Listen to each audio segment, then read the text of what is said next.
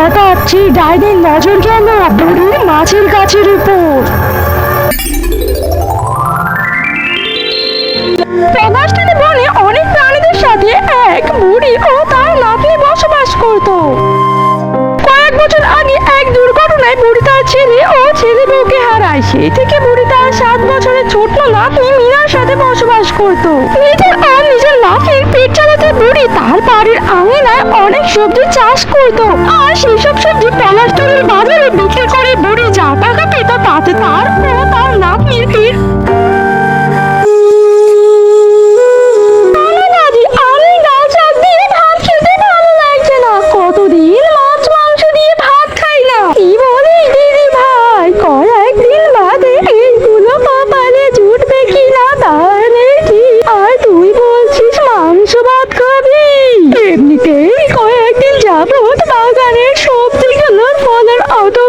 হচ্ছে না।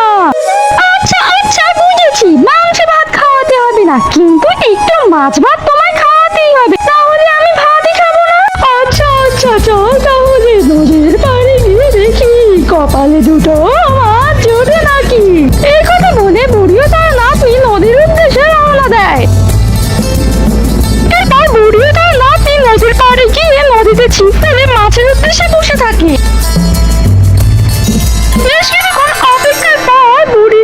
হঠাৎ জোরে জোরে টান পড়লো, যেটা বুঝতে পেরে বুড়ি সঙ্গে সঙ্গে তার ছিপটা টেনে উপরে আনলো, আর অমনি ছিপের সাথে একটা বড় সড়ো মাছও উপরে উঠে আসে।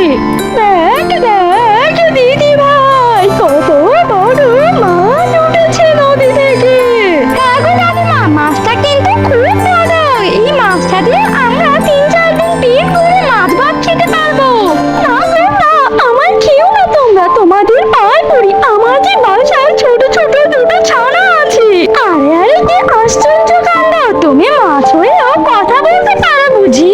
হ্যাঁ, কারণ আমি মায়ের গাছ। তোমরা এখন আমার দয়া করে ছেড়ে দাও, আমার বাসায় যে আমার ছোট দুটো ছানা আমার জন্য অপেক্ষা করছি। দিদি ভাই, তুমি কি এখনো এই মাছটাকে খেতে চাও? যদি না খেতে চাও তাহলে আমি এই মাছটাকে ছেড়ে দেই। হ্যাঁ দাদিমা, তুমি ওকে ছেড়ে দাও। আমি চাই না আমার মতো কেউ ছোটবেলায় নিজের মা বাবাকে হারিয়ে অনাথ হয়ে যায়। এই শুনে বুড়ি তখন মায়াবী মাছকে নদীতে ছেড়ে দেয়।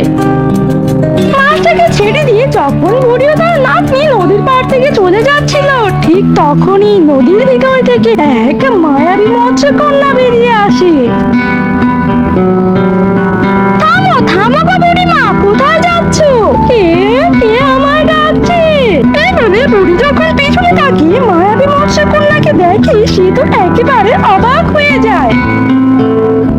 আরে আরে মৎস্যকন্যা, তুমি এদিকে কেন আসলে? আমরা তো মায়াবী মাছকে ছেড়ে দিয়েছি। আরে আরে বুড়িমা, ভয় পেও না, আমি তোমার কোনো ক্ষতি করবো না। আসলে তোমরা যখন মায়াবী মাছকে ধরেছিলে তখন আমি ভেবেছিলাম তোমাদের আক্রমণ করে তোমাদের কাছ থেকে মায়াবী মাছকে উদ্ধার করবো, কিন্তু তোমাদের দয়ালু স্বভাব থেকে আমি এখন মুক্ত হয়ে গেছি। তাই এখন আমি তোমাদের উপহার দিতে চাই। সত্যি বলছি জলপরি, তুমি আমাদের উপহার দিবে? তাহলে তুমি আমায় এমন কিছু দাও যাতে আমি সবসময় পেট ভরে মাছ ভাত খেতে পারি। আচ্ছা, আমি তোমাকে এমন কিছু দিচ্ছি যাতে তুমি সবসময় পেট ভরে মাছ ভাত খেতে পারো। এই বলে মায়াবী মৎস্যকন্যা তখন নিজের মায়াবী ক্ষমতার মাধ্যমে সেখানে একটা মায়াবী গাছ নিয়ে আসে। এই যে শোনো বুড়িমা, এই গাছটাকে সাধারণ কোনো গাছ ভেবে ভুল করো না, এটা কিন্তু মায়াবী গাছ। এই গাছটাকে তুমি তোমার বাড়ির আঙিনা বা যে কোনো জায়গায় রোপণ করলেই হবে। এই কথা বলে মায়াবী মৎস্যকন্যা তখন সেখান থেকে চলে যায়, আর বুড়িও তখন সেই মায়াবী গাছটিকে নিয়ে নিজের বাড়ির আঙিনায় রোপণ করে দিল।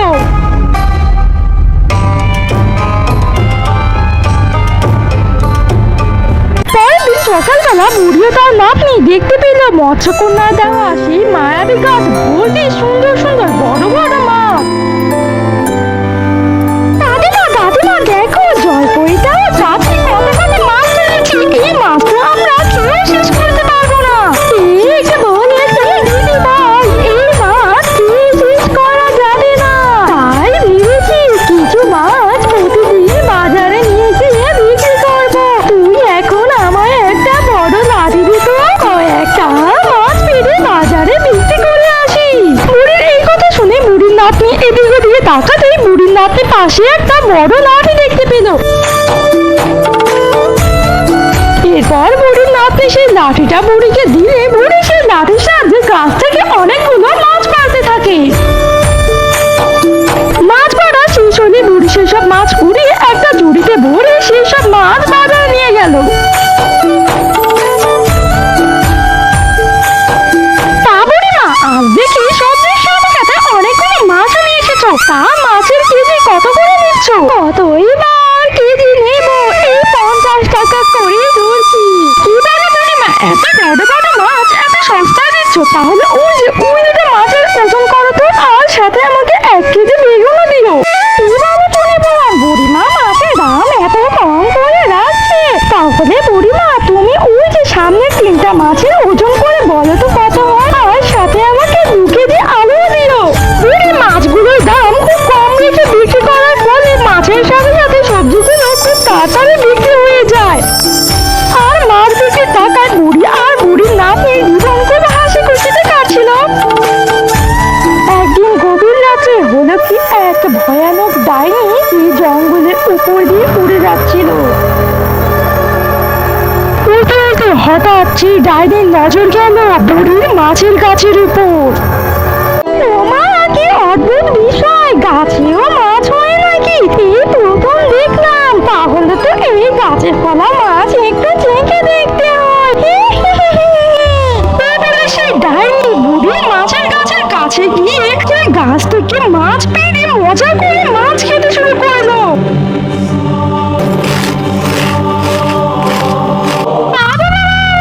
এই গাছে ফলা মাছগুলো তো দেখি জলে থাকা মাছের থেকেও বেশি সুস্বাদু। এখন থেকে তাহলে আমি এইখানে থাকবো। কিন্তু কোথায় থাকা যায়, কোথায় থাকা যায়? ওই তো সামনে একটা বিশাল নারকেল গাছ দেখা যাচ্ছে। তাহলে আমি আজ থেকে ওইখানেই থাকবো। এই বলে পিকনি তখন নিজের মাবি ক্ষমতার মাধ্যমে সে মাছের গাছ থেকে সোজা সেই নারকেল গাছে গিয়ে বসে। পরের দিন সকালবেলা বুড়ি তার ঘর থেকে বেরিয়ে মাছের গাছের নিচে অনেকগুলো আধ খাওয়া কাঁচা এঁটো মাছ দেখতে পেল। দেখেছো গাছটায় কিছু দেওয়া হয় না বলে কালকে রাতে মনে হয় বাদুড়ে এসে এতগুলো মাছ নষ্ট করে গিয়েছে। এখন থেকে দেখছি গাছে জাল দিয়ে রাখা লাগবে। এই বলে বুড়ি তখন সেই গাছতলা থেকে এঁটো মাছগুলো পরিষ্কার করে প্রতিদিনের মতো সেই মাছের গাছ থেকে মাছ পেড়ে বাজারে নিয়ে গেল।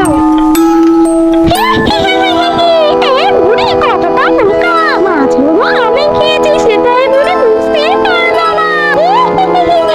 তা বুড়ি গাছে জাল দিয়ে দেওয়া যায়নি, আমার হাত থেকে ওই মাছগুলো আর বাঁচাতে পারবে না। এরপর থেকে সে পিঁপড়ে সেই মাছের গাছ থেকে অনেক অনেক মাছ খেত। আর বুড়ি প্রায় প্রতিদিন সেই গাছতলায় অনেক অনেক আধ খাওয়া কাঁচা মাছ পড়ে থাকতে দেখতো। গভীর রাতে হলো কি, বুড়ির নাতনি মিনার খুব পানির পিপাসা পেল। কিন্তু সে ঘরে কোথাও পানি না পেয়ে রান্নাঘরে গেল পানি খাওয়ার উদ্দেশ্যে। এরপর সে যখন পানি খাবে ঠিক তখনই তার নজর গেল জানালার বাইরে মাছের গাছের উপরে। সেখানে সে দেখতে পেল এক ভয়ানক ডাইনি গাছে বসে মাছ খাচ্ছে। ও তাহলে বুঝি এই পিঁপড়ি আমাদের গাছ থেকে প্রতিদিন মাছ চুরি করে খায়। দাঁড়া রে, আমি কালকে দাদিমাকে বিষয়টা বলছি, তারপর আমরা তোর ব্যবস্থা নেব। পরের দিন সকাল হতেই মিনা কালকে রাতে দেখা সমস্ত ঘটনা তার দাদিকে খুলে বলল।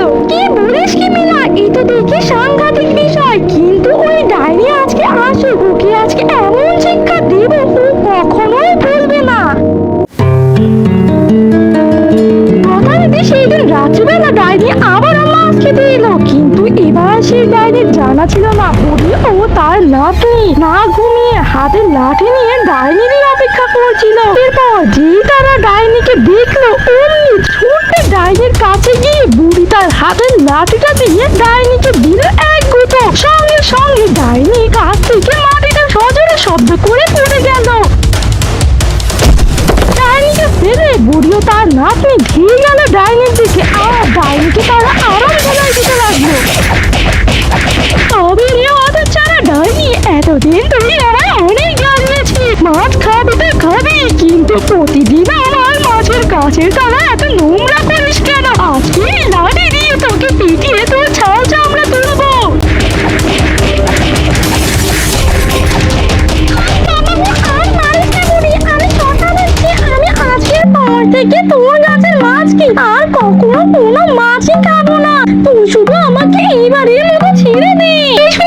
ডাইনিকে মারা বন্ধ করতে ডাইনি তখন সেখান থেকে এক চোট দিয়ে পালিয়ে গেল।